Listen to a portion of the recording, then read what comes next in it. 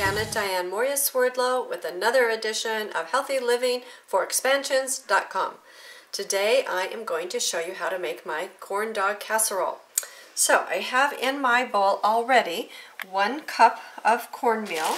I took my dried corn and ground it into flour, but you can get it ready made, it's up to you. And then I have 1 cup of buckwheat flour, and remember buckwheat is an herb. So it's very healthy and nutritious. That's going in. And I have in here 3 teaspoons of aluminum-free baking powder and 1.5 teaspoons of high-quality sea salt. So that's going in. The bowl must have been a little bit wet in the bottom. There we go. Okay, and then we just have a few liquids to put in. So it's really an easy recipe. I have 1 cup of, this time I'm using coconut milk, but sometimes I use goat milk. You can also use almond milk. You can use whatever you like. So that's going in. And I have 1/4 cup of olive oil. That's going in. 1 egg. 1 tablespoon of maple syrup. Now you can use any sweetener that you want, or you can do it without sweetener. It's up to you, but I kind of like a little bit, so I'm putting that in mine. You just stir your batter all around.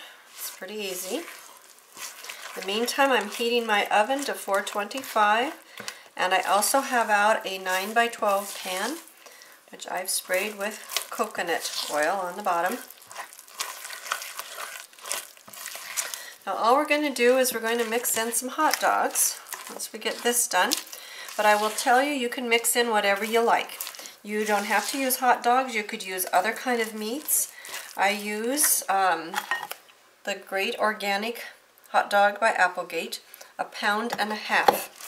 And it is pre-cooked.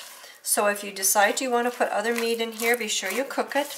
And I would suggest that you cool it so that it doesn't have a lot of condensation and liquid. You could add in chopped onion. You could stir in some grated cheese. You could use other kinds of condiments in there. You could use peppers, whatever you like. So all I do is I take my hot dogs, I cut them in half lengthwise, and then I just chop them into bite-sized pieces. So like I said, you can also put in fresh corn. You could mix a little fresh corn in there. You could mix in some canned corn or frozen corn, peas, and kind of, you know, whatever you like. Your imagination is always your limit. So if you have a limitless imagination, you can do whatever you want, but I like mine a little bit more on the plain side. If Stewart was here, he'd want me to put everything that I could possibly think of in. So I'm just finishing up the ends here.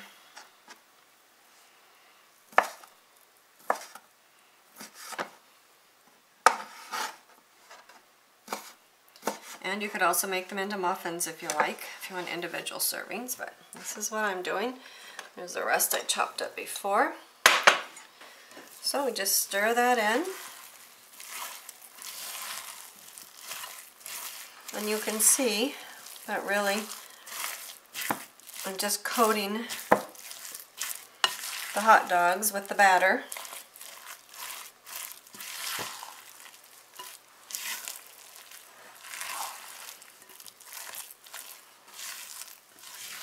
And once you have whatever you've got in there well coated, and then you can change it around a little bit, of course. You could maybe do your recipe 1.5 if you like more bread, or you can cut down on the amount of meat or whatever other things that you like in there.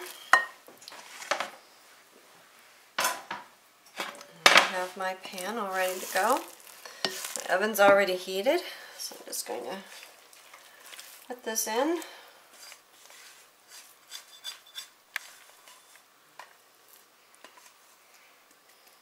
Pat it out. And it doesn't take too long to cook. I'm going to check it in about 15-20 minutes. See how it's doing.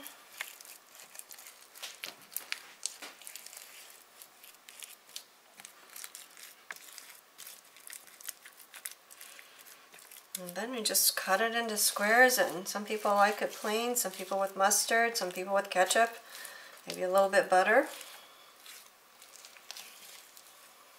So it's pretty easy to do.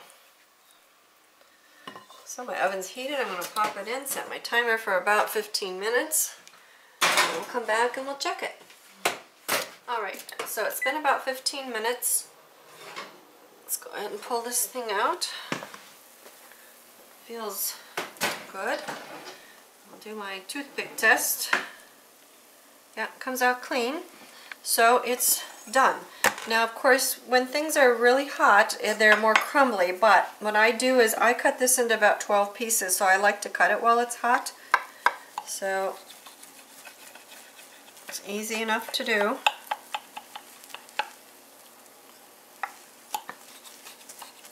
And then I'm going to let it sit before I actually serve it for just a few minutes so that it can kind of come together a little bit.